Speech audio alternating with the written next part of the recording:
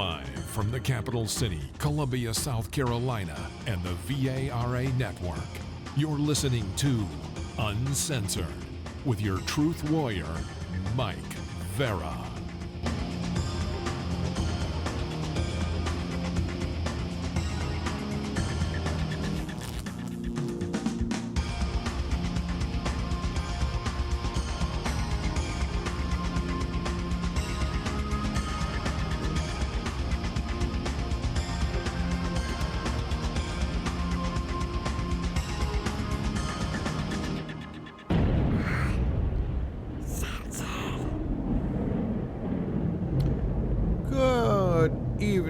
Good morning, wherever you may be around the globe, in the chat room, on another planet, or on the other side. This is Uncensored, and I am Mike Vara, and I do welcome you all on this Friday night.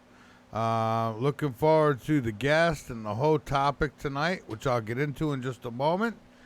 The broadcast, it's coming at you live from the capital city, Columbia, South Carolina, located on the east coast of the United States. And, of course, the website is MikeVara.com. Go on over, become a late nighter, be informed, and by all means, inform others. So, Tonight I have a gentleman by the name of Dan Harary. I'm saying that right. And it's going to be an interesting night. You know, back on August 15th of 1977, a 72-second radio signal from deep space stunned astronomers. So unexpected and powerful that one scientist simply wrote, "Wow," in the margins of the data printout. Decades later, the wow signal remains one of the most compelling, unexplained events in the search for extraterrestrial intelligence.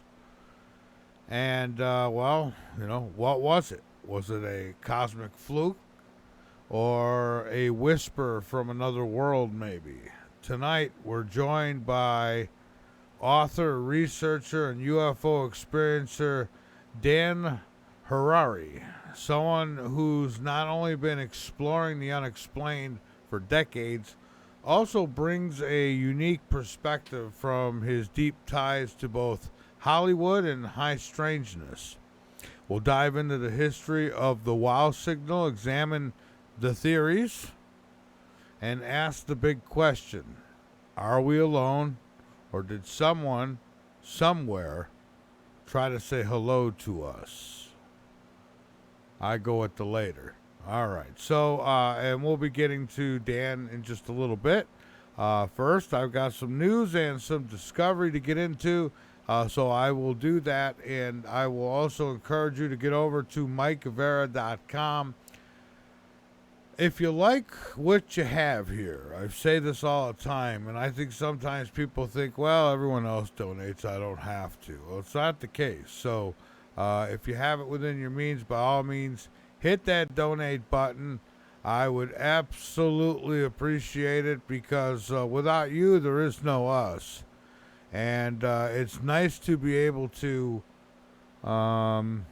it's nice to be able to pay the bills and get them in on time and not worry about getting shut off in the middle of a broadcast.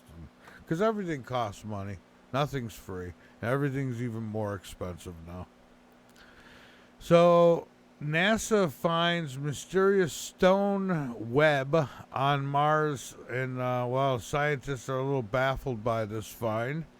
They say the Curiosity rover has encountered an intricate network of web-like rock formations in the Gale crater region of Mars, a site first spotted in satellite imagery from the Mars Reconnaissance Orbiter in 2006. This phenomena, potentially a boxwork structure, could significantly alter the understanding of the planet's past, if you will. It's really interesting. You get a chance to go look at it. You should. I found it on, what is this, Mysterious News or something like that. Just put in NASA finds mysterious stone web on Mars, and it should come up for you. Really interesting. I mean, it's pretty wild looking. It looks to me like something that was formed by water, probably, but I don't know. We could be living in a multiverse. As a matter of fact, Google's new quantum computer says that we are living in a multiverse. Google's new quantum computer chip named Willow is able to run computations so complex that it would supposedly take the world's fastest supercomputers the entire lifetime of the universe to complete. Wow, that's pretty long. Now, because of this, experts in quantum computing believe that the multiverse theory must be real. It sounds too fantastic to be true, not to mention extremely complicated in layman's terms, and what it could mean for the future of quantum computing is just unbelievable. And so, Peter Kling talks about the multiverse all the time. So, it's nothing new here. Strange star pulse detected in search for extraterrestrial intelligence. A retired researcher has detected an unusual pulse in the light of a nearby star, of nearby stars, that is, while looking for signs of extraterrestrial intelligence. Aliens are one possible explanation for the strange signal, but as with every other unexplained space phenomena, they say it's probably not aliens. Well, and if it is, they're not going to tell us it is.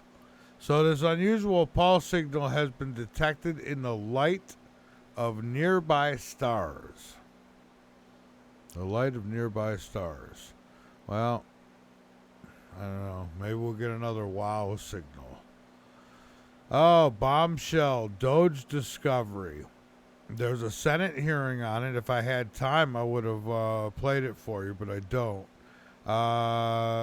They uncovered 93, you ready? $93 billion sent from DOE to entities with no financials or oversight. And this happened in the 76 days between Trump's win and Biden's exit. $93 billion, just pushing it out the door. Who's got that money? The Department of Energy handed out a whopping $93 billion to various entities, again, during a 76-day transition of power between the 2024 election and President Donald Trump's inauguration. $93 billion. And if you're not upset about that, you either don't pay taxes, you're so high you don't care, or you got some of that money. I don't know. Anyways, so here's what I'm going to do. The usual, right? I'm going to take a break, and then when I come back, I'll have my guest with me. We're going to attempt video here tonight, see if it works. I don't know what was going on with Marshall the other night. We couldn't get him in on video, but it worked the night before that, so I'm assuming it was probably his setup, maybe a setting or something. So we'll see. Everything should work tonight. I'm Mike Vara. This is Uncensored. It is Friday night, and I will be right back with you. Hey, don't forget, you can find us on various places. I'll give you a few of them now. Video-wise, we're over here on Rumble. You can get us on X, and you can catch me on Facebook. The other places are audio, and of course the mothership of it all, the VARA Radio Network. You can also get me on TalkStream Live, their app, and also the Paranormal Radio app provided by TalkStream Live, and the Alternative Media app, also supplied by TalkStream Live. So and we're on TuneIn and a bunch of other places. But with that, let's take the break. We'll be back. Hollywood, as an entertainment industry publicist and owner of the boutique Osbury PR agency in Beverly Hills. He's also the author of 4 books. In addition, he was a professional drummer as a youngster and performed stand-up comedy at LA's top comedy houses during the late 90s, early 2000s, and has been a UFO experiencer. Website linked up over on MikeVara.com. Just go on over. There's a picture underneath upcoming guest, and just click that, and it'll take you right to the website. And so, all right, let's see if we got everything. I'm good. Okay, well, listen, welcome to Uncensored, and on a Friday night, too. I'm sure you got a lot of other things you could be doing right now, so thank you for... Yeah, I'm doing laundry and running the dishwasher, and then I'll take my dog out for a walk. Yeah, that sounds like my life. So for those who may not know, can you briefly explain what the WOW signal was and why it's considered one of the most mysterious radio signals ever detected? We're okay. Well, before we do that, let's plug my WOW Signal website because, All right. because that's why we're here. So my name is Dan Harary. I've been a Hollywood publicist for 41 years. I've worked with a lot of very famous people in my career. And my bread and butter is public relations for the entertainment industry. I'm also a 4-time UFO experiencer. My first UFO, I was 13 years old. I saw a big silver V with my father in 1970. It was a remarkable sighting. And then I forgot about that for 47 years. When I remembered it, it was the week my father died. And when I remembered that event, it was so remarkable. The way I remembered it, I was at a deli to get a sandwich, and a beam of light from above hit me in the head and then projected out from my eyes in the air. A holographic home movie 47 years after the fact of the UFO sighting that I had had with my father. So after that event happened, I wrote a book called After They Came. This is my baby here. And I wrote this book. It came out 2 years ago. And right when it came out, I met Stephen Bassett. Probably a lot of your people would know who Steve Bassett is. Stephen Bassett is an iconic Washington, D.C. based disclosure advocate. So Steve Bassett and I became very close friends 2 years ago. We created the Hollywood Disclosure Alliance 2 years ago, HDA, the Hollywood Disclosure Alliance. Mm-hmm. I'm the chairman, he's the executive director. And if your listeners are interested in joining, go to HollywoodDisclosureAlliance.org. We are a nonprofit group. Half of our members are UAP experiencers and researchers and disclosure advocates. And the other half are Hollywood writers, producers, directors. We have about 205 members now. Several are international. And we are networking them together to develop the next era of films and TV shows and documentaries. So that's been going on for 2 years. Also for the last 2 years, Mike, I had this idea that the UFO, the world of ufology, the researchers, the authors, the filmmakers, the speakers like Stephen Bassett, they didn't have a dedicated, there was no one dedicated news website for news about the global ufology research arena, the latest films, TV shows, books, all that stuff. So for 2 years, I had that in my head. 2 months ago, middle of March this year, 2 months ago, I launched the wowsignal.news. The wowsignal.news. Everyone check that out. It's a news website. I'm gathering up press releases from people all over the world who have news. Anywhere in the world of UAP, UFO, ET, paranormal, consciousness, spirituality, transformation, things like this. And we're 2 months old. We have about 500,000 email subscribers already. And that the mosquito ad just popped up again, Mike. It's so great. I had one too. I had to get rid of. Keep mosquitoes out of your campsite. Okay, I'll try. I've never camped in my life. I'll try to do that. See, folks, so you hit that button over on the website, and I could get rid of these ads. If I hit it, I go. If I hit it, I go to a whole article about mosquitoes. I don't want to do that. Does it just disappear Okay, after a while, or what does it do? No, it goes to a whole. Here's what you should know about mosquitoes. No, And I mean, does the ad eventually disappear, or does it stay there? Well, I'm hoping it goes away. Oh, All right, I just clicked, and simple tip to keep mosquitoes. I'm sorry, I can't get rid of them. Okay. All right, so to answer your question, now I always forget the year. Hold on, I'm going to Google this right now. I don't want to say the wrong thing. What year? I have it on my website. I think it was 75. And for the record, I can't see the ad on your screen, so Okay. so that works over here.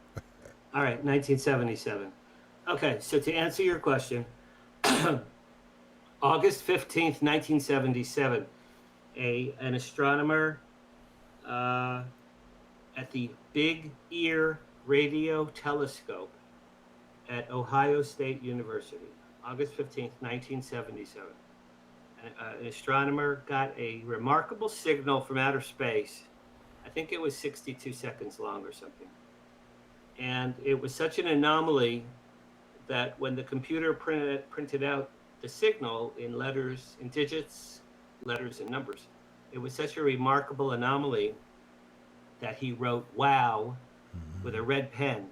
And of course I don't remember his name either.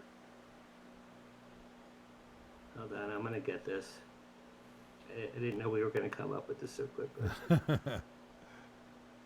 Jerry Ehman, E-H-M-A-N. Jerry Ehman, E-H-M-A-N. He discovered the wow signal. So he wrote wow with a red pen, and he sent it around to all the scientists and astronomers in the world, and everyone said, "Oh my God, what the heck was that?" So there's still debate about what it was, but if you believe in extraterrestrial life and non-human intelligence and life on other planets and other dimensions and all these things, which of course I know to be true, and tens of thousands, if not millions of people around the world know that this stuff, extraterrestrial life exists, it's real, it's always been real. Wow. So it made a big splash in 1977. Now this is interesting, Mike. I just found this out recently. A guy I know in Greece recently took the original wow signal digits and he set it to music. And he said it's a little musical tune. He set it to music. It's on my site, thewowsignal.news, and it's a musical tune. The original wow signal was August 1977. In December 1977, 5 months later, a little movie came out you may have heard of called Close Encounters of the Third Kind. Oh, yeah. And in that movie, Steven Spielberg has da da da da da, which we all know. It's my all-time favorite movie. So I recently wrote an article. It's on the wowsignal.news. I wrote an article that said, did Steven Spielberg know that 5 months earlier, the real wow signal happened, and it was a musical melody? So I think that's something interesting. That is interesting. Yeah. But that's what the wow signal was. Wow. So to this day, we obviously don't know for sure where it came from or what it came from, but pretty convincing.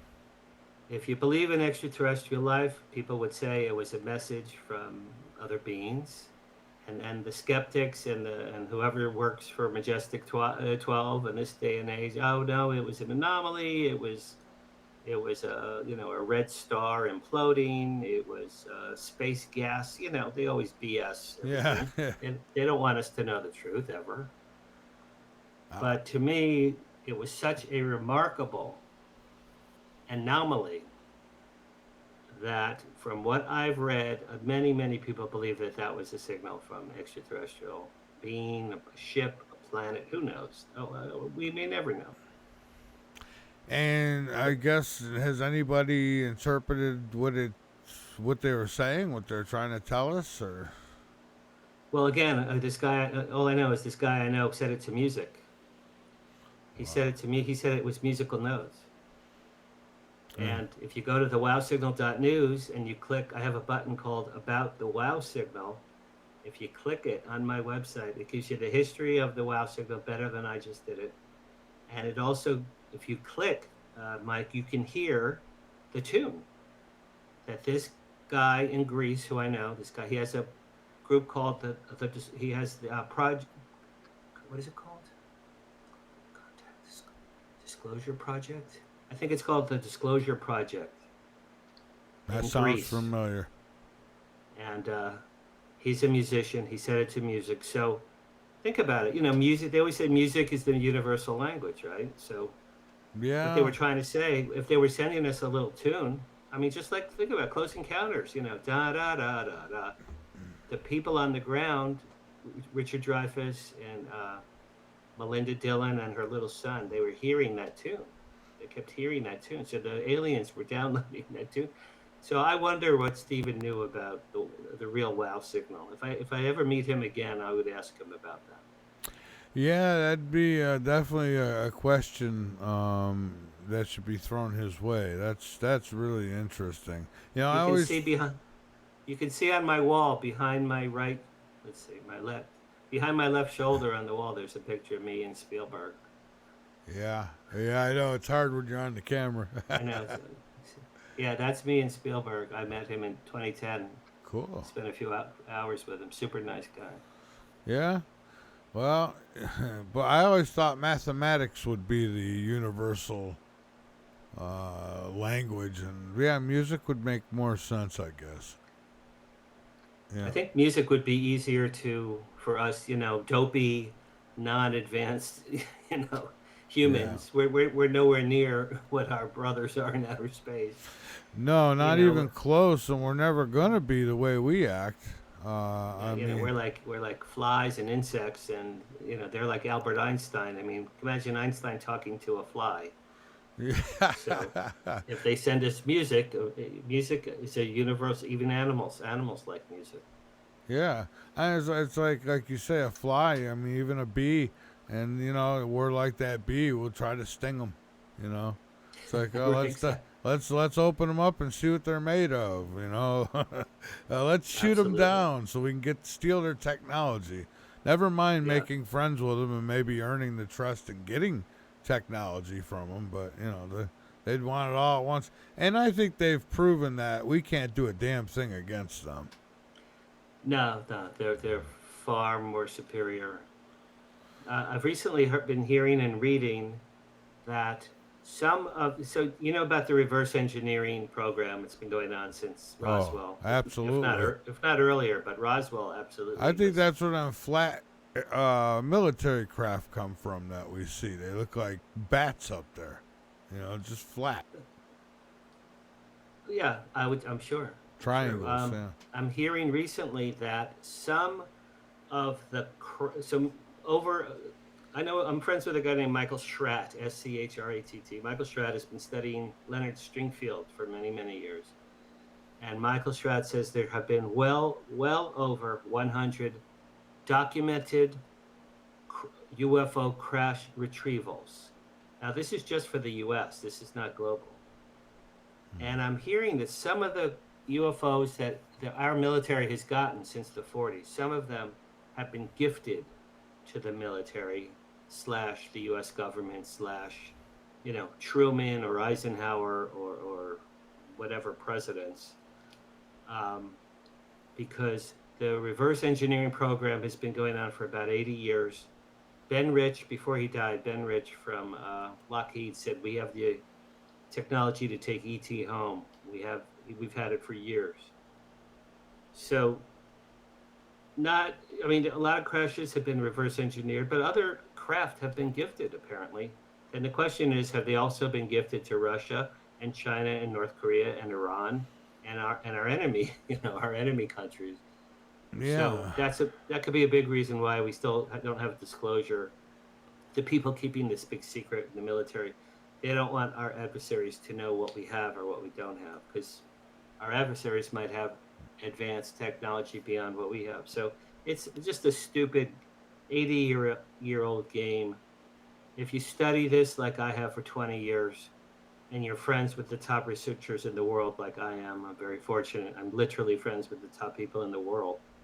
You know that this stuff is real, and we're just all waiting for disclosure to happen.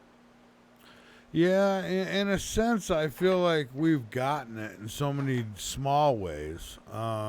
Everything from mass sightings to Tic Tac UFOs and all that kind of stuff.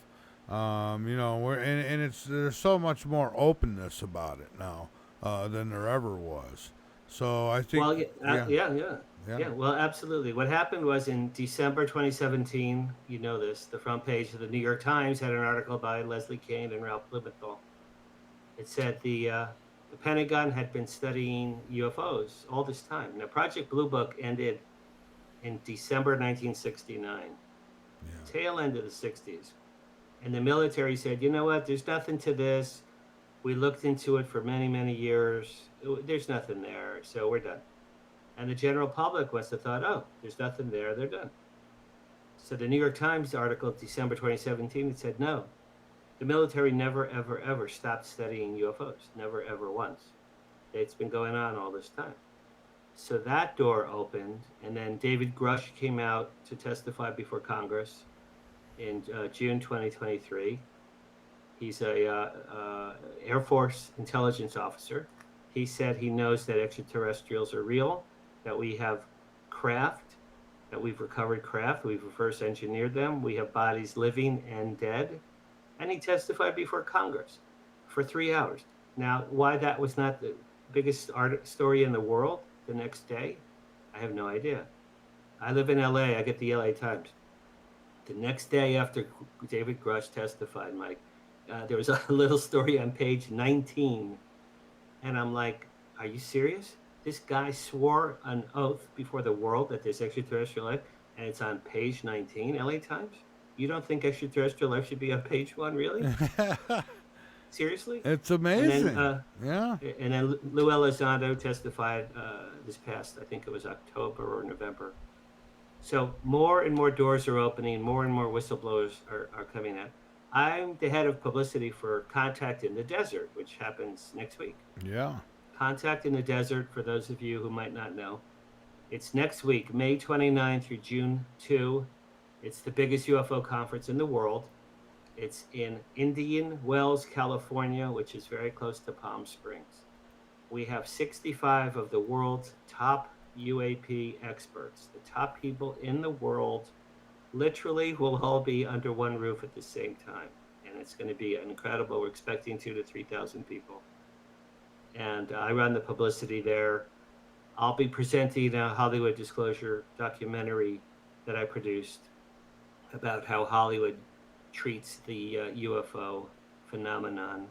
So there are still tickets. I've heard there's still tickets if you're interested to go and you have a couple of bucks in your pocket. It's contactinthedesert.com. Contactinthedesert.com. There's still tickets available. And it's Avi Loeb and Richard Dolan and Nick Pope and Steve Bassett and Whitley Strieber. Ross Coulthardt's going to be there. Josh Gates from Expedition Unknown is going to be there. Dr. Diane Hennessy Powell, who is from the telepathy tapes. Paul Hynek, the son of J. Allen Hynek. I mean, it's just an incredible array of people. And I'm very proud to say that many of those people I just mentioned are personal friends of mine. nice. Well, I've never been to one. I've never been to California, so. All right, Mike, you got to get off your ass, brother. Now, you really should go. You got to go. I met Steve Bassett 2 years ago. We had lunch in Hollywood. And he said, Dan, are you going to Contact in the Desert? It was going to be 4 days later. And I said, Steven, I've heard about it for years, but I don't want to schlep out. It's a 3-hour drive to schlep out to Palm Springs. So I don't want to go. He goes, Dan, you got to go. You got to go. It's the greatest UFO conference in the world. He goes, you have to go. I said, okay. So I went in 2023. Steve Bassett introduced me to everyone on the planet. And I'm like, okay, if you are a UFO junkie, Mike, like I am, you know, I mean, Yeah. when I was a kid, I was a rock and roller, you know, everything Yeah. about rock bands. And then more recently, just anything to do with the UFO ET phenomenon fascinates me. I've been studying it for 20 years, really. It's my So I number went, I one. went, Yeah. and I met Dolan and Pope and Paul Hynek and Whitley Strieber and Travis Walton. I mean, I just met everybody. I'm like, kid in the candy store, man. If you're into this topic, and this is not Comic Con or some dopey Yeah. horror convention. No one walks around dressed like Mr. Spock with Spock ears. Because Yeah. I've been to those too. These are real academics. Avi Loeb, the head of astronomy from Harvard, he beams in by satellite. He doesn't attend, but he comes in on satellite, does a live session. These are the top people in the world who have been studying this for decades. Danny Sheehan, people who have been studying this for decades. They know what's happening. And if you want to know the truth about extraterrestrial life, go to contactinthedesert.com, man. That's the way to go. Yeah. Sounds like it. Yeah. Well, I'll get there one of these years. It won't be this year, but maybe by next year I could do it. Well, listen, honestly, it's a couple of bucks. The hotel is Yeah. not inexpensive. You have to fly to LAX and then drive, 4 hours to Palm Springs.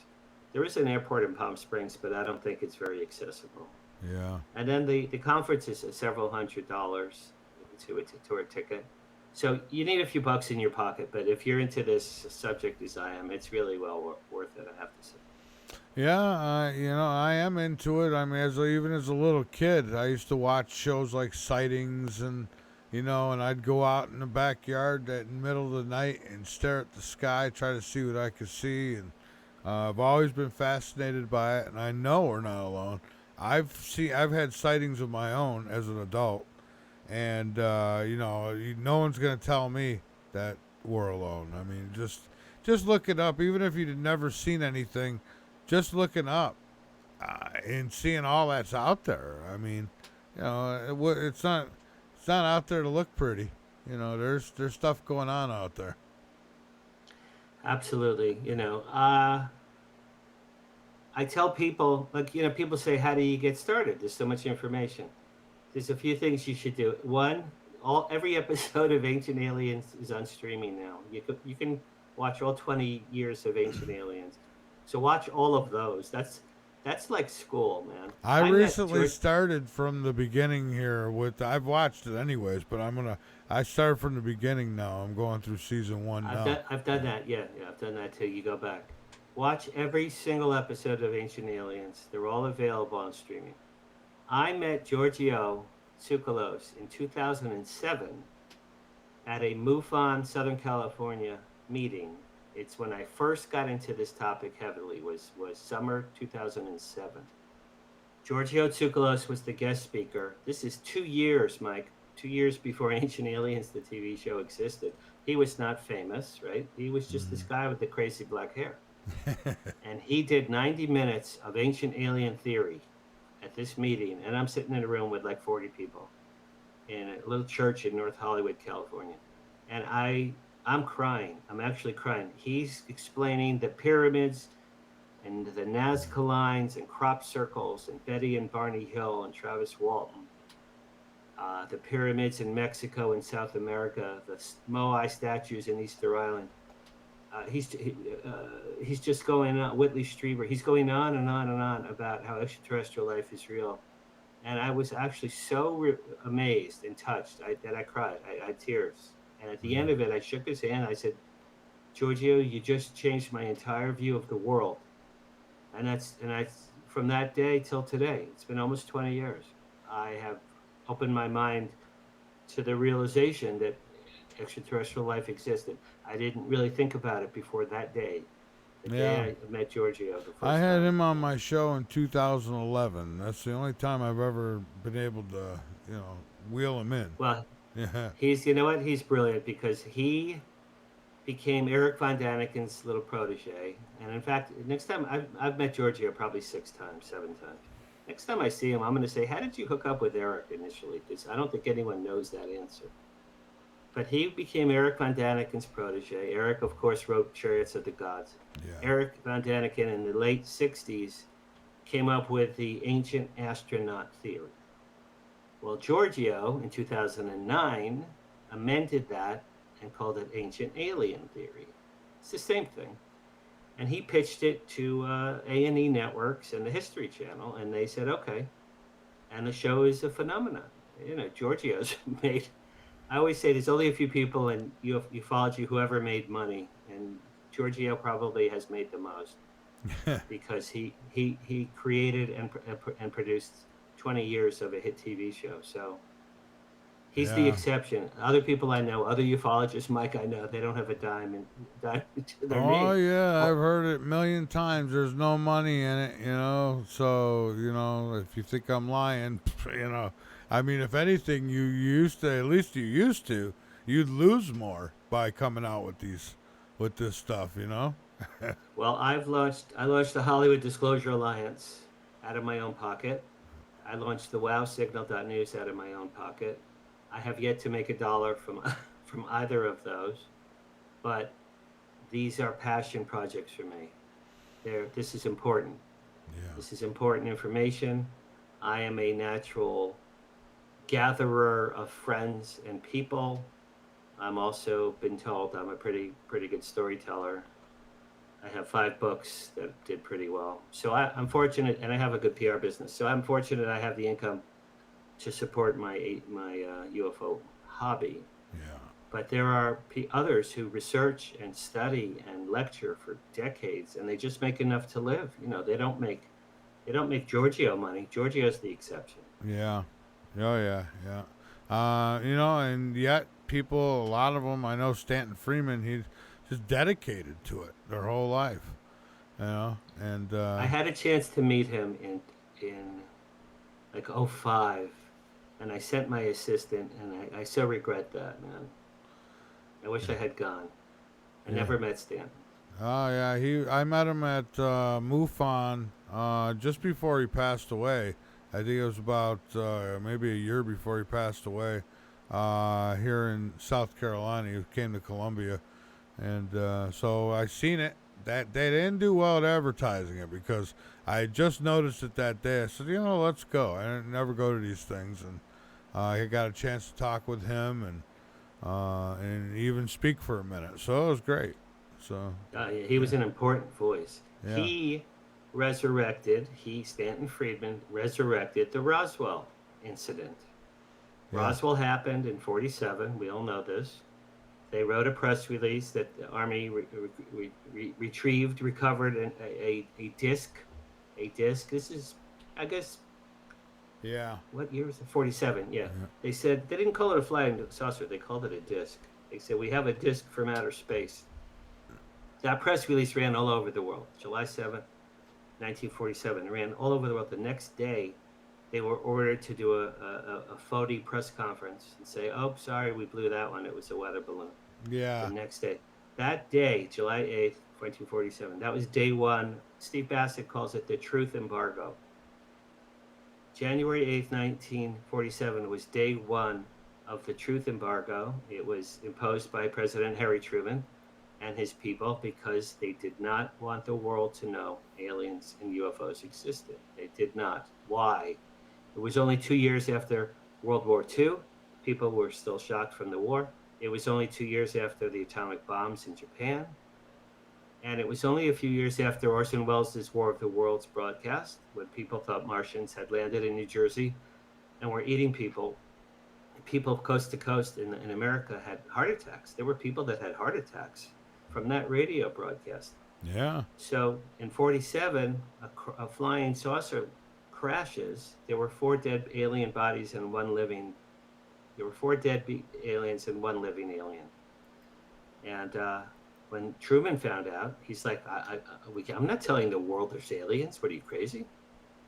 Now, Mike, think about this. If Truman, here's what I wish had happened in retrospect. If Truman had said to the guys in Roswell, guys, do nothing. Keep the craft, keep the bodies. I'm coming out on the next plane. I want to see this from my own eye, with my own eyes.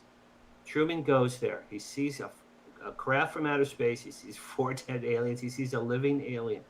He then says, should I tell the world or should I not tell the world? If he had said, I'm going to tell the world, it was his call to make. He could have done it that day. He could have gone on the radio and said, extraterrestrials are real. They crashed here. We know. We have them. We'll keep you posted. The last 80 years of global life would have been much different in many, many ways. So think about that. I want to pitch a movie.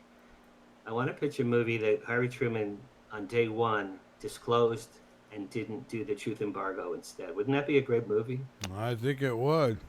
I think it would. Do you think that we're anywhere near maybe a president or somebody up high coming out and telling us, hey, okay, guess what, guys, we're not alone? I mean, I personally don't need them to do that. I know we're not, but it'd be nice if we could get that out of the way. And I don't know if ET's ever gonna land any. I mean, like you said, you got Russia, China, Iran, North Korea. Everybody seems to be at everyone's throat. Would you want to land in the middle of all that? I don't know. Well, my dear friend Steve Bassett is literally my best friend. He has been working for 30 years in Washington, lobbying Congress and senators to make disclosure happen. What is disclosure? According to Steve Bassett, we call it capital D disclosure.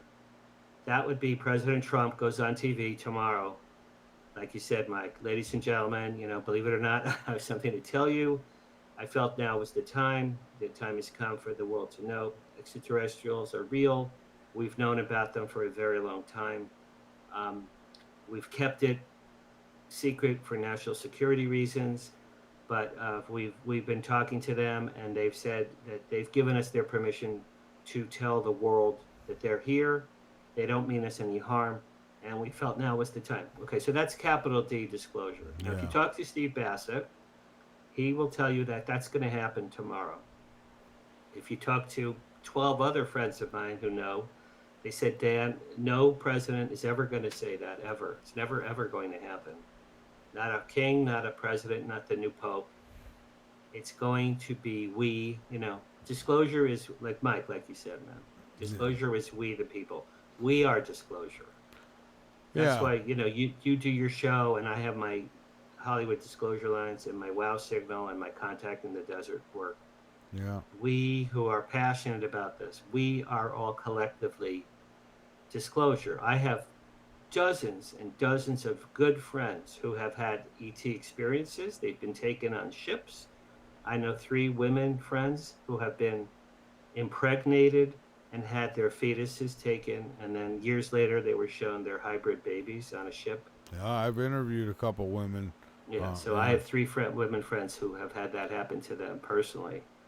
Where was I going with all? So if they landed, in my book, after they came, they landed at Dodger Stadium, which I think would be great. Because that would be cool if they landed in LA, because Hollywood's here, right? And then all the all the movie guys could come out and make deals with the alien. Well, I wonder where would they land. I mean, would they lean more towards the communists, or does they not even care about any of that? I mean, they'd be like, okay, there's not one world leader. There is just, there's all these presidents. So how do they work that out? Well, there's theories that a race of aliens worked with the Nazis. And there's anecdotal evidence to that. One, a UFO crashed in 1933 in Italy that Mussolini's people got. And apparently Mussolini's people gave that to Hitler when those 2 guys became friends. Hitler developed the Bell. It was an acorn-shaped UFO. It flew. It was very close to being usable right at the tail end of the war. Werner von Braun was one of the heads of Hitler's rocket program. We got him. We took him to the U.S. He created NASA. We all know that. On his deathbed, Werner von Braun told his lady assistant on his deathbed, she said, Werner, how were you guys so advanced with your rocket technology in the 40s? He held his finger up to his lady assistant and he said, we had help from them. This is on his deathbed. Yeah. So, for whatever reason, a race helped the Nazis, according to these stories. So let's let's hope the aliens don't help, Kim Jong Un Well, and yeah, Putin and all the dictators, because that would be bad for I'm us, right? surprised that we were able to win with the aliens on their side. That could have been bad. We could all be speaking another language right now. I think we just blitzed them. We had more. I guess we had more men. We had more equipment. We had so many countries. The Allies. There were so many countries So within the Allies. that makes me wonder now. I mean, to what degree can we even trust ET? I mean, they've not blown us up yet, right? So I don't think they're going to. But that being said, I mean, how do we know they don't play both sides? And hopefully they're nothing like us.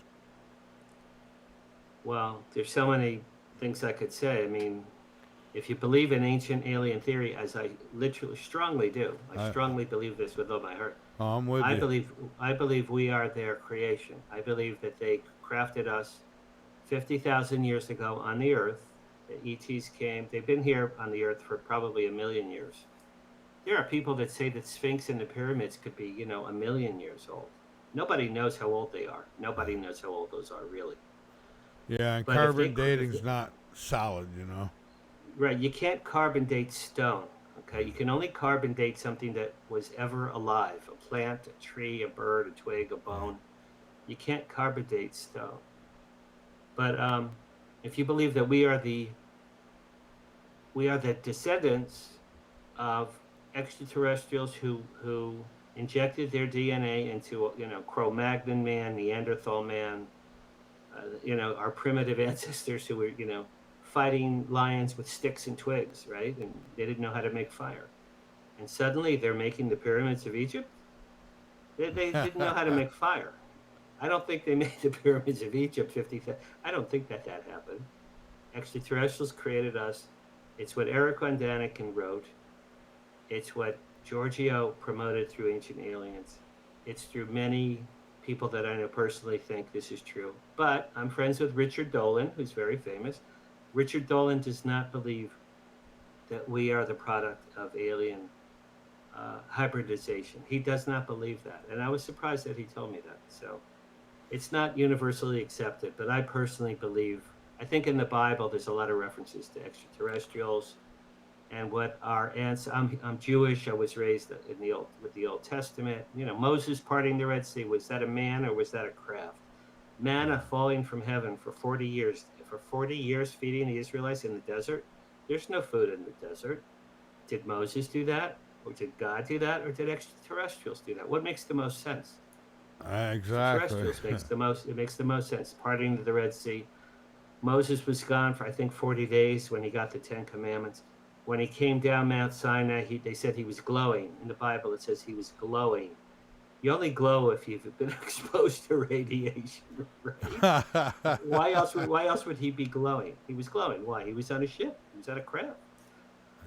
You look back, man. All this stuff makes so much more sense through this lens. So, See, I agree.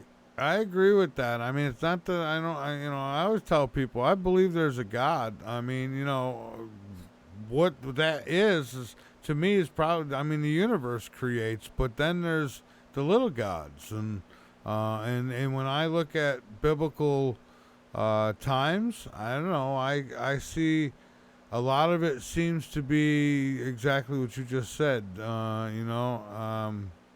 Technology. Yeah. That's what Giorgio says in Ancient Aliens. He says, our ancestors were not dumb. They were just as bright as we are now. They did not have terms for anything that flew in the sky, So they would call it, a chariot in the sky or a wheel in the sky. They didn't know that they were looking at technology. So they described it the best that they could. Ezekiel was sleeping and he woke up. He saw a wheel within a wheel, and a four-headed creature spoke to him. And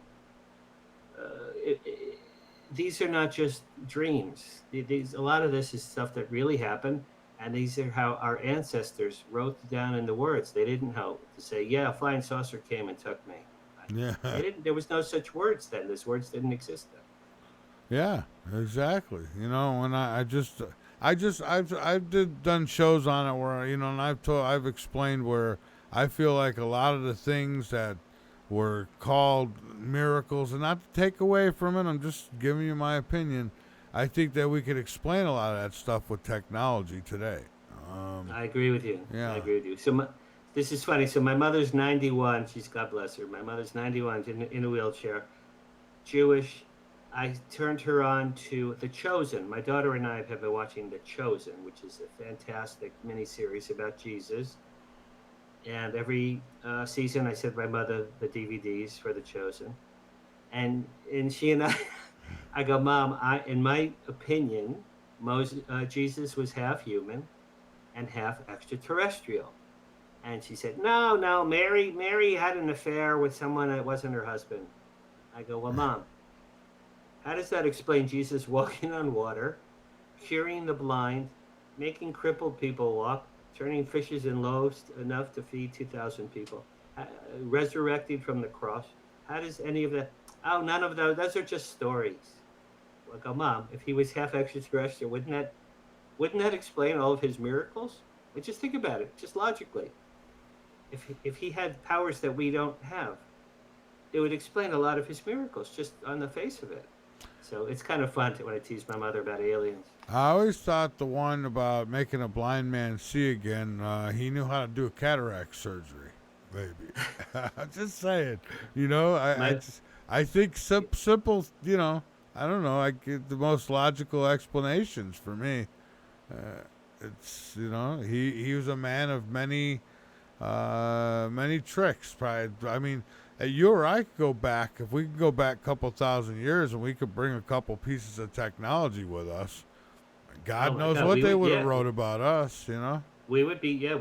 If we brought an iPhone, first of all, an iPhone wouldn't work if we went back in time. It wouldn't work. Right? There'd be no signal, there'd be no power. Well, you'd have to charge it up before you go. All right, so you charge it. Okay, that's fair. But you wouldn't get Google. You wouldn't get any wireless connections for anything. No, you wouldn't. But if there were like a TV. Well, now wait. If you had the mothership, a TV with a DVD. All right, hold on. A TV with a built-in DVD player, self-contained, and but again, it have to be battery powered, and the batteries were charged, and then you could show movies on a little screen. They would think we were gods. They would absolutely think we were gods. Yeah, I mean, you could take a picture of them, put them in an app that shows them, one of them, like on, I don't know, they TikTok and them, they got these little filters you could put on. So you put a fire filter, and you say, your soul's going to burn in hell until you do what I say, They're going to jump at a chance. I thought would be funny. Remember the old Polaroid cameras? You take a picture and it develops instantly? Yeah. A Polaroid camera would blow their mind. Think about that one. It really would. It would. I mean, you know what else? A book, a paper book with color pictures. Yeah. Say here's a book. What the hell's this? Because they did, papyrus. They were writing with reeds and clay. Yeah. I mean, a jetpack, a drone. Just bring a remote control helicopter with you. Yeah, right. Just has to be charged up first. That's it. Yeah. I mean, it's. I don't think it would be. You'd probably be in trouble if you lit a lighter. Fire came from his fingertips. And you'd be. Yeah, they'd want to maybe. Imagine if you went back with just like boxes and boxes of matches. You'd be the fire king. They would treat you like a god. You'd have all the women. You'd be the Beatles of your time. And you want a fire? Okay, I want the blonde, the brunette, and the redhead. I'll make you a fire. Okay, yes, God. You'd be a god with matches, just with matches. Yeah, I'm just, I put it out there because it's. I mean, these guys have been around as long as it seems like they have, and it seems like when I read these old scriptures and stuff, A lot of it sounds. I mean, like for instance, God gets angry if you don't worship Him. Da da da. I can't imagine the person or the spirit or whatever He is that created everything would get mad if I didn't worship Him. Right. I That agree sounds with you. more I human agree with to you. me. Just I think the real God is infinite and cannot be defined, yeah, and the gods, the quote unquote gods plural in the Old and New Testaments, were living. This is according to Eric von Daniken and Giorgio and Ancient Alien Theory. They were living, breathing, extraterrestrial beings far advanced from us, and our ancestors didn't know, and they saw them as God. They were like, "Oh, there's God! Wow, oh yes, there's God." yeah, But it wasn't the universal spiritual God. Why would God be so petty? yeah, exactly. I mean, when you hear all these sacrifices, sacrifice this and sacrifice that, and I'm coming for your firstborn and all that. I don't know. That just doesn't sound like somebody who's got the power to do whatever they want. You know. I have a friend named Craig Campobasso. He wrote a book called The Extraterrestrial Almanac Guide, and in his book he has 82 different extraterrestrial races that he's identified, and this is 30 years of research. He's Mm-hmm. identified. He has illustrated. Doesn't have photos. It's illustrations and descriptions about who they are, where they're from, what they look like, what their powers are. And I saw him at my holiday party, and I said, "Craig, where'd you come up with 82 races for your book?" He said, "Dan, there's 120 that I know of, but my publisher didn't want me to go long in my book, so I could only put 82 in there." So there's at least 120 races, Mike. Think about that. Out of 120, some are evil, some are benign, and some are benevolent. So if the benevolent ones and the evil ones have been fighting over humans all this time, that could be why we've been protected all this time. Yeah. But if the good ones go away and the bad ones take over, then we're all doomed. I mean, we're all doomed. It's Independence Day at that point. Yeah, oh yeah, absolutely. I gotta say, I had, if you've ever looked through night vision goggles, I'm sure you have. Um, Uh, um, no, but at Contact in the Desert, they have sky watches, yeah, and they have large screens, and the screens are through telescopes with night vision. So I know what you're saying. oh yeah. I mean, it's just awesome. I mean, the stuff that you can see that you can't see with your naked eye is amazing. And that goes for stars and even stuff moving around out there. I saw satellites, but I also saw crafts. I mean, these things side by side, speeding, moving like they're racing. One get ahead of one, and the other one would get ahead, and then they'd go separate ways and come back again. And I mean, you'd see a lot of this, and then these rods. I mean, when I was in the country here, setting in South Carolina, it's like in Lexington County, and looking up, and you could see like these rods. And I've heard them talked about a long time ago before. Rods like these, I don't know what they are.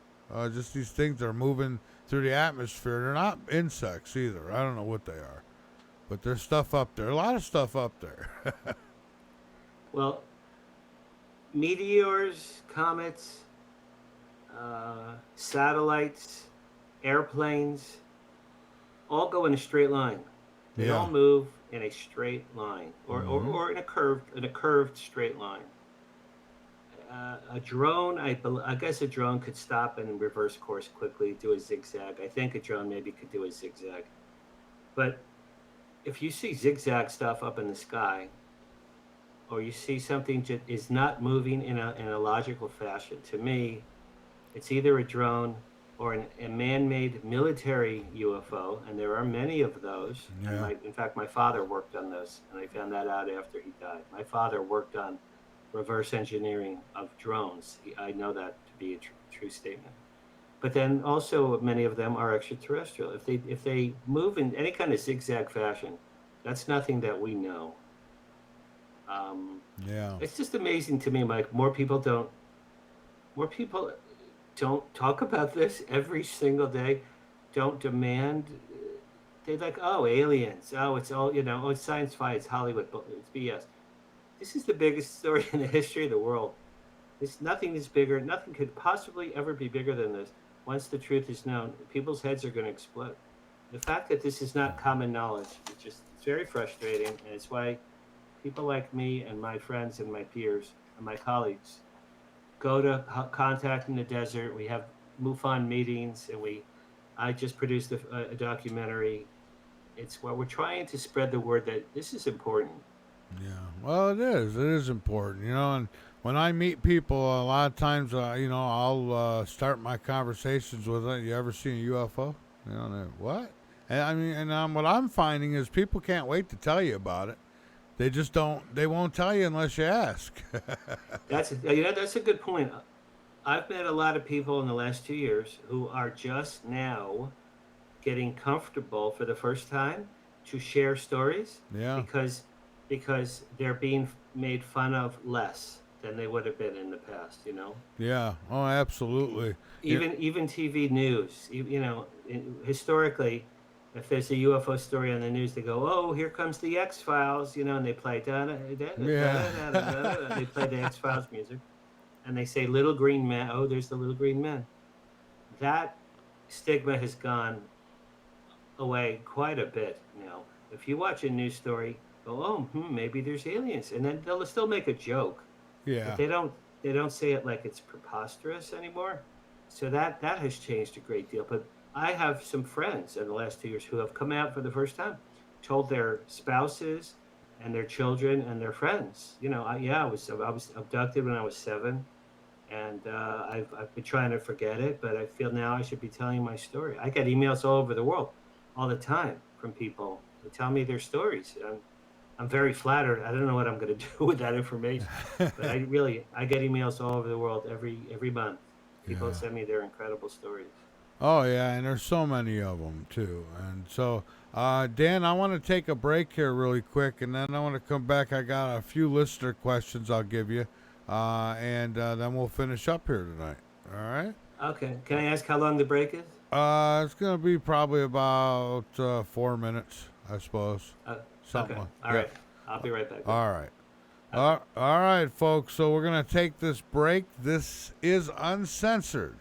I am Mike Vara. It is Friday night. Yes, Friday night. And I think it's been pretty good. Now, I know some of you getting in an uproar probably. I'm not watching any chats or anything.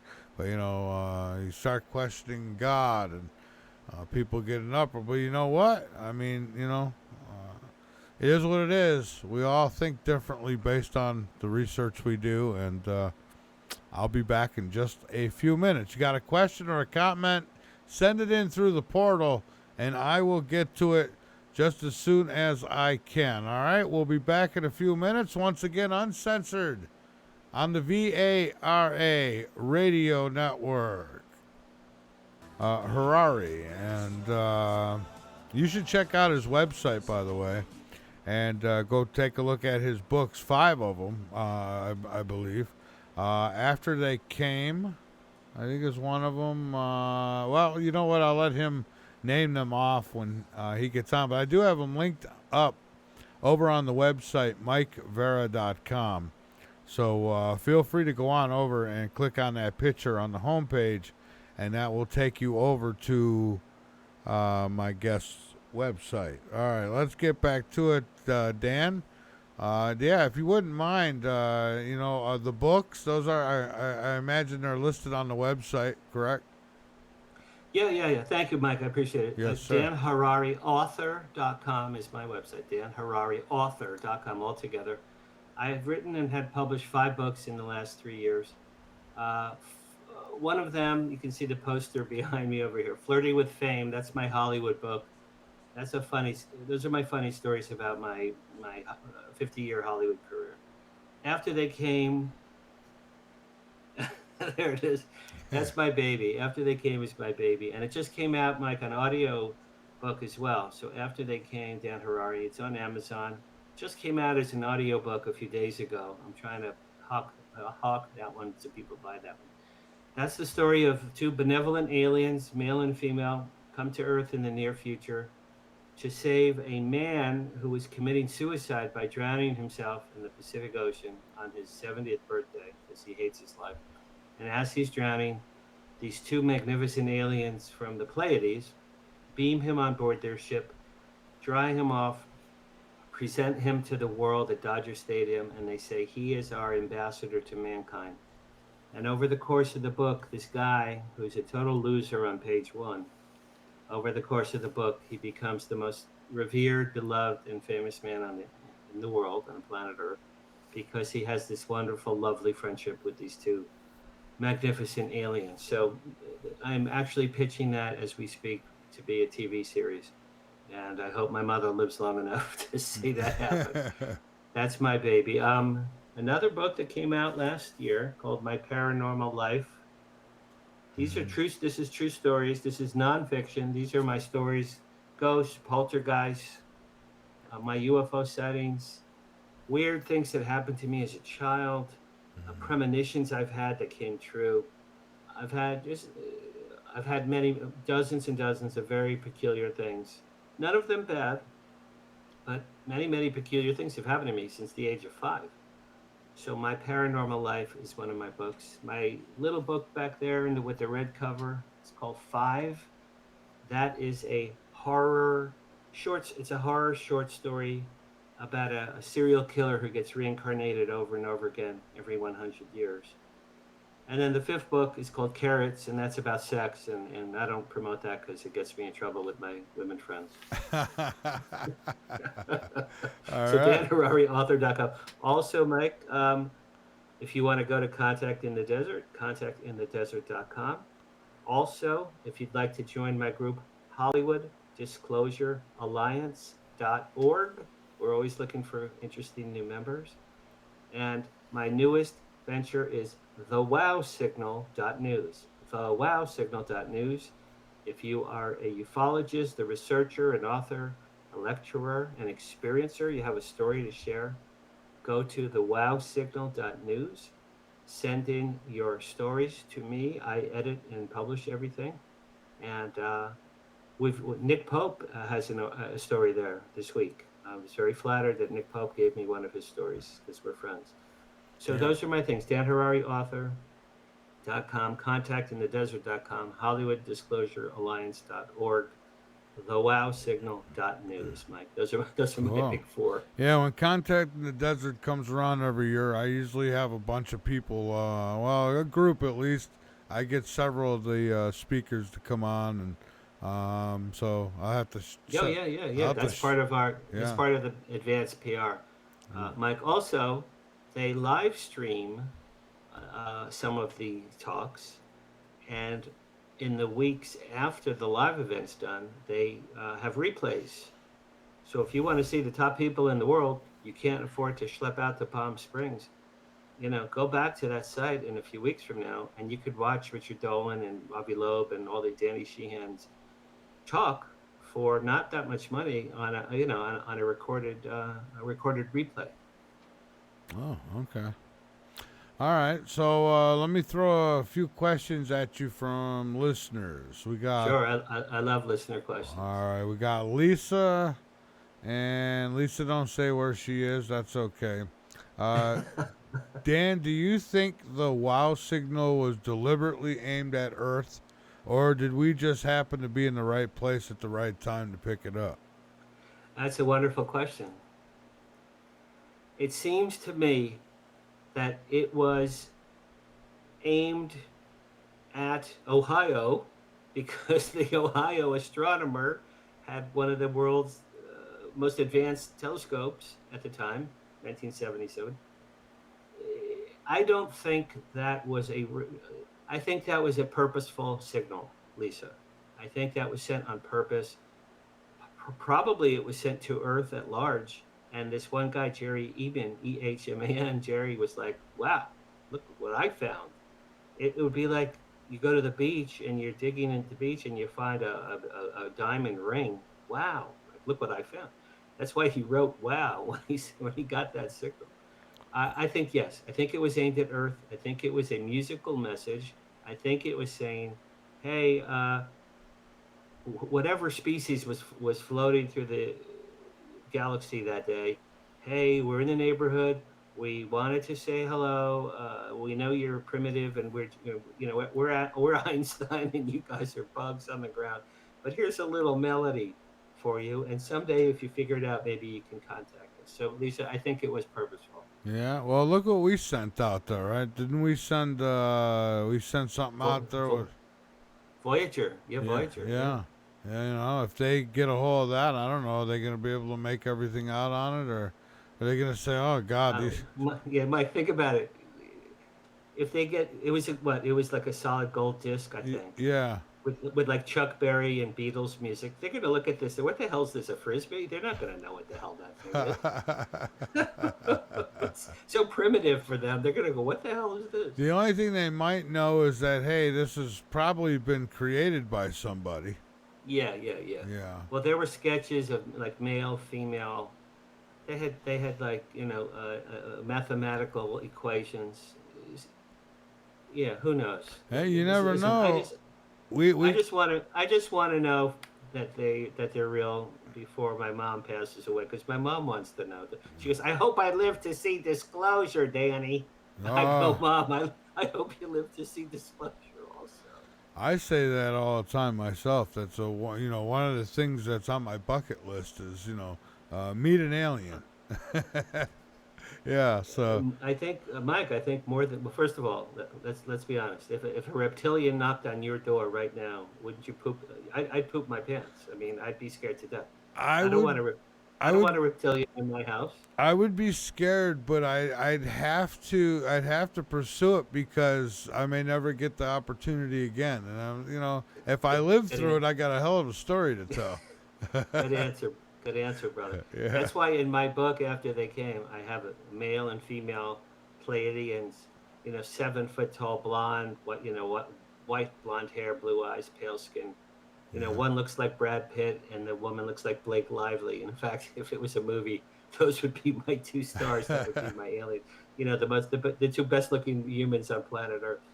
If a Pleiadian knocked on my door, I'd say, "Oh, thank God you're here. I have so many questions." If a reptilian or a praying mantis came to my door, I think I'd have a heart attack and die. I Yeah, don't know. I'd much prefer if it was a gray or something. Something I feel like at least physically I feel like I can handle. As long as a gray doesn't want to do an anal probe, I'm good. I'll Yeah, be we're fine. good with that. He's got to leave all his tools outside when he comes in. Leave. Yeah, right. Leave your spectrum. What's it called? The spectrum. Leave your spectrum outside. Yeah, and and then if they communicate by speaking to you telepathically, that's Yes, gonna I'm freak you out sure. at first too, because who's used to that? I've had telepathic messages my whole life, so that Ah. wouldn't be that surprising to me.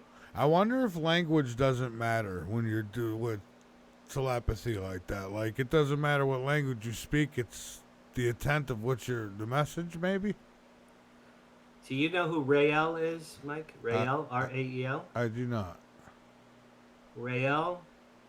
I'll do this quickly because it's sort of going to answer your question. Okay. Rael is a very, very famous Frenchman. In 1973, he was hiking in France. His name is Claude. His real name is Claude. He was a musician. He was hiking in France. He came upon a small UFO, landed on the ground, and this little alien man was standing there waiting for him. And the alien man beckoned him over and said, "I've been waiting for you. Come inside." And this guy Claude spent 6 days inside the ship, writing down all the answers to the universe. This little alien told him that he, the alien, was from the Elohim race, from a distant planet. That the Elohim, created mankind. That his name was Yahweh, which is actually in the Hebrew Bible. He said, "My name is Yahweh. I oversaw the creation of humans on Earth tens of thousands of years ago. And Claude, I want you to be our new prophet on the earth. And your new name is Rael, Rael. Now, it's part of the word Israel, Rael. In the book, I just read his book recently. And in the book, Yahweh told Rael that ancient Hebrew, Mike, was the language of extraterrestrials. Now, doesn't that? I always I grew up reading Hebrew because I'm I was raised hardcore Jewish when I was little, and when I was reading Hebrew, thinking, what planet did these weird looking letters? Where did this language come from? Yeah. According according to Rael and the Elohim, they created Hebrew, and Hebrew is an extraterrestrial language. So I just thought I'd sprinkle that in there. Well, they know multiple languages then because, Oh, sure, yeah. of Wow. course, they Yeah. would, they would. Again, we're spiders, and they're Einstein. It's not. They would know far more than we know. I think the only way we're getting too far off this planet is if, like with robots, AI type stuff. And I wonder sometimes if some of these crafts that come back aren't something we created way back when. Uh, you Well, know? there's five theories of extraterrestrial life. One of them is obviously other planets and star systems. Okay. Mm-hmm. One is they are interdimensional. That's very big these days. Very, very big. They are interdimensional. That's why you could see a UFO, it vanishes. 3 seconds later, it reappears. 4 seconds later, it vanishes. Yeah, That's interdimensional. I've seen that. Yeah. I love the theory, and Steve Bassett thinks it's badass crazy, but I love the theory that aliens are us from the future. I think that's my favorite. Because if we could go back, if they could, if our future us can time travel, wouldn't you go back in time and watch Columbus sail across the ocean, or Oh, watch yeah. Neil Armstrong walk on the moon? I mean, wouldn't you go back in time and watch these historic things? So I think some of them could be us from the future. Wouldn't I'm it be? hearing late, Mike. Lately, I'm hearing that some of the grays are drones, like AI drones. They're not really living beings. They're sort of AI controlled drones. I think that's interesting. The little grays. Yeah. I think that would make a lot of sense. And then there are extraterrestrial races that live under the oceans. That's been proven countless times. There's a base off of the west coast of California where I live. There's a base near Catalina Island that's been there for hundreds of years. So those are the major theories. Yeah, yeah, and I've had abductees who said that they felt like the Greys were wearing some kind of mask or a helmet. Like, it's not what they actually looked like. Yeah, I don't think the little grays have, like, emotions or feelings. They're just, we will take you now. We Yeah, must do this. We will return you. Do not be afraid. I don't think they, because Pleiadians and I guess reptilians and praying mantises, they're more evolved, more highly intelligent. But the little grays, now there are tall grays that are intelligent too. yeah, yeah, I've But heard the about little the little grays, I personally think the little ones are AI drones. Yeah, I It would wouldn't make it mind would. seeing one of them little guys. I wouldn't want to wake up and see grays in my room. No, not in my bedroom. Now that's just creepy. So they should not be doing that. But I don't know. Maybe I could be doing the dishes and see the craft land and see them get out. And you're right. Oh, that would be I would that'd be crap my great. pants. But If you saw it land and you digested that mentally, and then you walked outside and said, "Oh my God, this is real. I'm gonna meet them now." It'd be the most exciting moment of your entire life by far, unless yeah. they come out and. Do you remember the movie Mars Attacks by Tim Burton? They Oh come out yeah. and they laser everybody and they kill everybody. Well, I think what I'll do then in that case is if I ever do go out to meet them in the yard, I'm gonna bring a radio with me. And so remember, music made their heads blow up. Yeah, right. It was what was it? Not Carl Perkins. It was like an old country hillbilly song. Remember, it made their heads explode. Yeah, yeah. So that would mean that music wouldn't be the universal language, at least not for them. Um, Well, but you know what? If you walk out with a beautiful, Mozart composition, some beautiful piece of classical, maybe they'd like, maybe we won't eat this guy. This guy has a good taste in music. Maybe we won't eat him. I've always said, as scared as I would be to do it, if I had a chance to get on one of those ships and take a ride with them, I would do it. I'd hope that they'd bring me back. You could ask them. That don't mean they're definitely going to, but Yeah.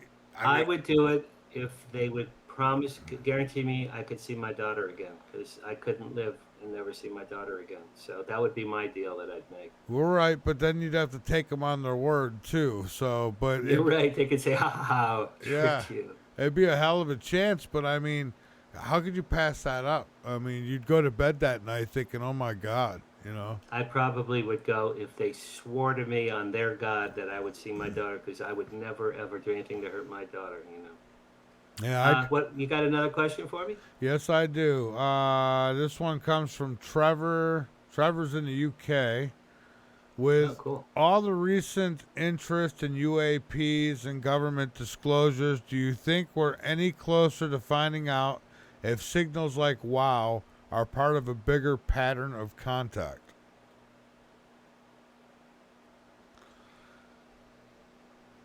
Well, contact has been happening for hundreds of thousands of years, and it's been more. The modern era began with Roswell in '47, so it's 80 years.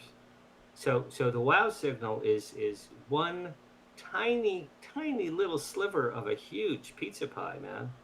I mean, Yeah. Betty and Barney Hill, Travis Walton, Whitley Strieber, the Pascagoula, Missouri guys who got abducted. I mean, there's countless crashes and the retrievals, and even Armstrong and Aldrin saw UFOs up on the moon. The wows, they've been contacting humans for hundreds of thousands of years. If you believe in the Bible that a lot of the Bible stories are about aliens, which I do, that means they've been around for thousands and thousands of years. Oh So yeah. are we any closer to disclosure? There have been UAP hearings in Congress the last 3 years in a row. There have been UAP hearings, and it's like I told Mike earlier, man. David Grush went on TV for 3 hours, swore on a Bible that aliens are real, and no no major media ran any article the next day. It should have been the headline of every paper on the planet. Aliens are real. Should have been aliens are real. Should have been the biggest headline on the planet Earth the next day. And Oh yeah. some media covered it, but it was not the front page. And it was like this guy thinks there's aliens. So I don't think a president or a pope or a king is going to do disclosure. I don't think so. I have friends who think Trump is going to be the disclosure president. I hope that does happen. I do But too. I think if they descend en masse, or they land in Times Square, or we the people keep telling our stories. I've seen 4 incredible UFOs, 4 myself personally. What about crop circles? A listener in New York, he asked about crop circles. That I have not studied. I'm not super familiar with that. I am friendly with Linda Moulton Howe, however. In fact, I'll Yeah. see her next week. She is one of the queens of crop circle research. It's not an area I've really Yeah. looked into, but Well, if you look at some of the patterns of some of those crop circles, if you tell me it's two old guys with planks, pulleys, and twigs making those incredible designs overnight. Well, what's amazing is like there was a one that was like a bee. It looked like a bee, the shape of a bee, and then that one came along when we were having a bee shortage. Then there was yeah. Then there was another one. I don't know when the birds were falling out of the sky. There was a crop circle that resembled a bird. Then we had the one that looks like a bunch of planets. So it seems like they're trying to give us some kind of messages. I've been told not all of them are real, and okay, but I think some of them are. I think in the early days, this is my theory, and again, I've not studied this really, but in the early days when they started happening, early days, I'm going to say like in the 70s in Wiltshire, England, and near Stonehenge in England is where they are prominent. After maybe 2 or 3 of those, right, Mike? Probably 2 guys go say, "Hey, let's get some planks and ropes and make some crop circles, and we'll Yeah, scare everybody."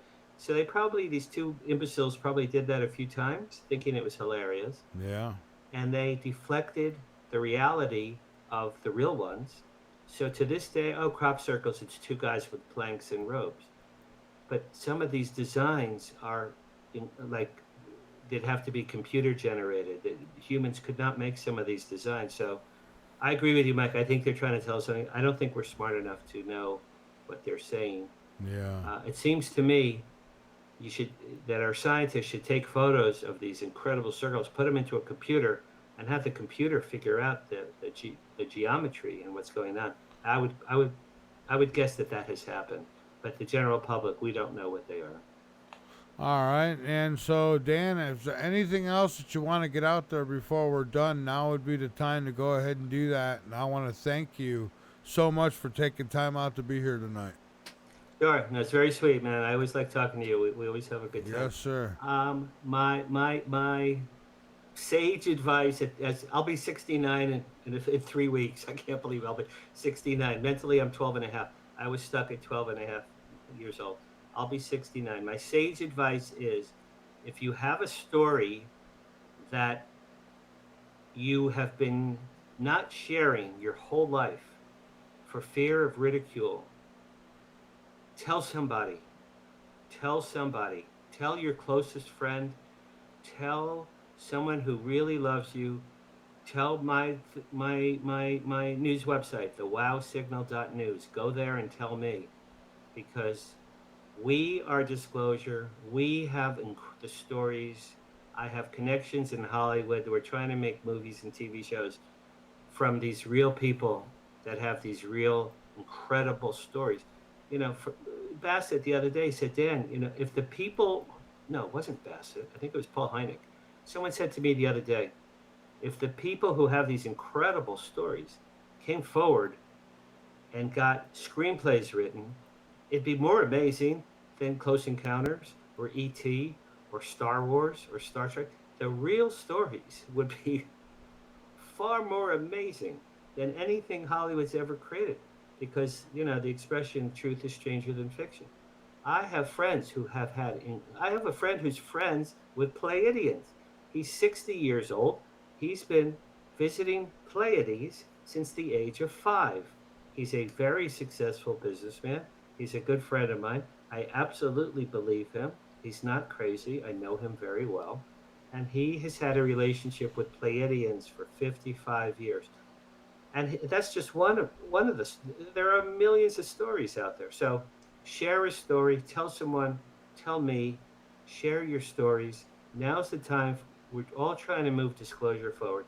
The more of these amazing stories that come out, the better. I think it'll help our cause to get the disclosure forward. Whether or not Trump or the Pope or the King ever say there's aliens, we the people have to tell the world there's aliens. That's my advice. Yeah. All right. Well, listen, Dan, thank you so much. Have a great weekend and keep up the great work. And I'll tell you, you don't look a day over 50. So mentally, I'm 15 tops. Tops. I maxed that at 15, brother. Thanks, Mike. It's always fun to talk. Yes, sir. Have a good one. Take care, brother. All right. Bye-bye. All right, folks. There he goes. Dan's linked up over on the website. You can go on over there and click on the picture, and it will take you. Oh, wrong one. And it'll take you to his website. I've also put the links in the chat rooms on Twitter, not Twitter, but X, and Rumble, so you can get them there as well. So I always love talking to him. He's a lot of fun to talk to. These guys, they've been doing it a long time. Yes, they have. So I got a few minutes here to spare.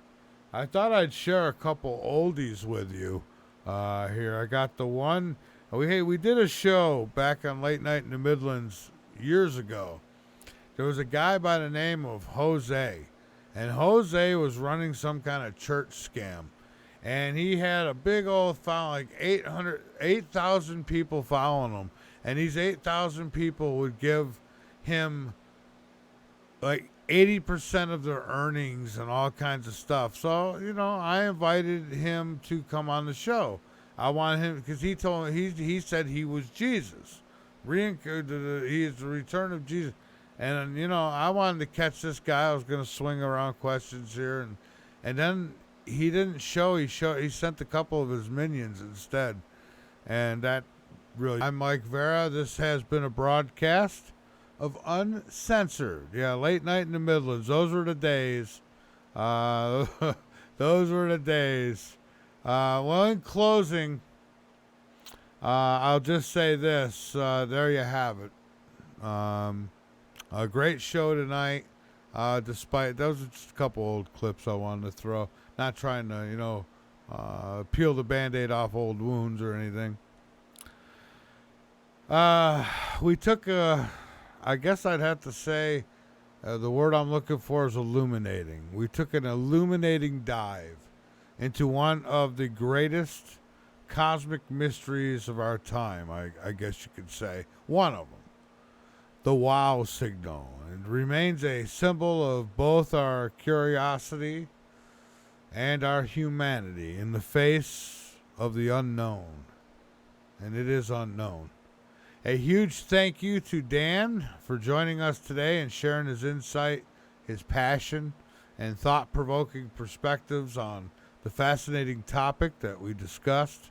Whether it was a message from the stars or a fluke of nature, it reminds us that the search for answers is far from over. And if you'd like to learn more about Dan's work, just check out his website, again linked up over on MikeVara.com. Click on that photo right under upcoming guest. It'll be there right through tomorrow morning and such, and afternoon, and till I get home tomorrow, I suppose. And as always, keep your eyes posted to the sky, because you never know what you might see. And keep your ears posted to this broadcast, because you never know what you might learn. Besides, the truth is just sitting there waiting for us to notice it. And until next time, stay curious, stay uncensored, and good night to you all. And have a great weekend. Good night.